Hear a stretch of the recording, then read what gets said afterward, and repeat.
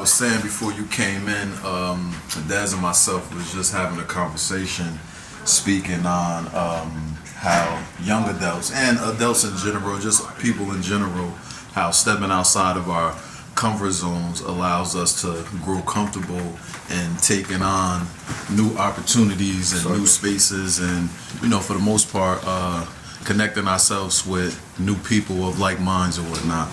So from that, we were speaking about experiences and how it works in our advantage or in the advantage of young adults to go off and go away to school, being away from a familiar place like home, your parents and things like that, which just allows you to find yourself in a sense, and then just grow comfortable in the unknown and standing on whatever it is that you believe in, knowing that the process that you're going to go through is going to lead you to your end goal or your vision.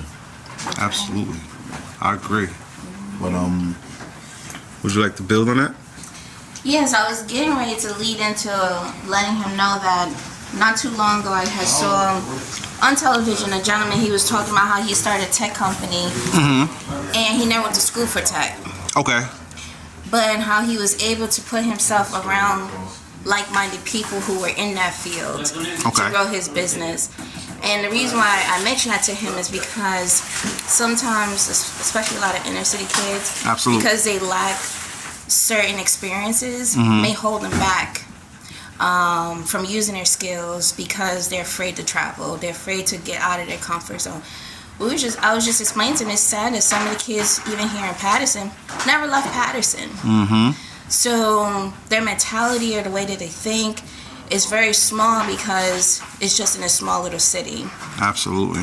But yeah, that's what we were pretty much discussing. I'm fortunate because I myself have a 20-year-old, and I've made it a point throughout her childhood to give her those experiences. And even if it was my first experience, I want to make sure that she knew that she can, be able to have those experiences with somebody who's wise enough to know what boundaries she needs to have those experiences. Because sometimes you can go out there and not know what you're doing and fall into all kind of pitfalls.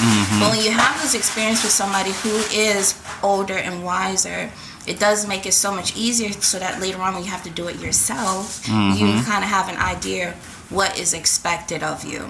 I agree. Yeah, because I agree because it's most, like, for example, Kobe Bryant, when he was in high school, he was able to play basketball, of course, throughout his childhood, but he was able to go from, high school to the NBA. Kevin Garnett was able to do the same thing.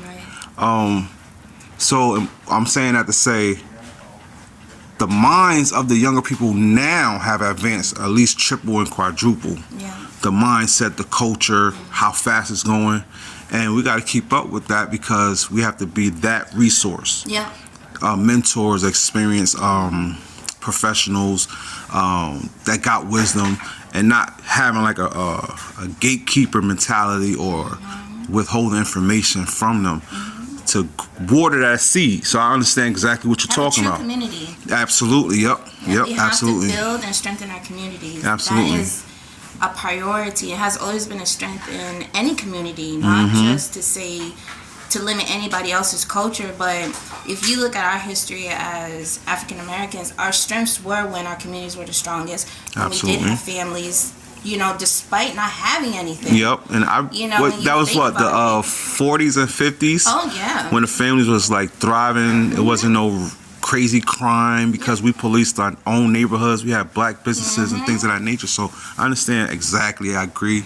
But just think about coming out of slavery, right? Absolutely. They were husband and wives who came out of slavery, and they stood together. They had no resources like what's out here available now. They just had each other as resources. The skills that they had acquired during slavery and how they made it, regardless if they had to live in a shack, but they stayed together. The moral, the principle, the union.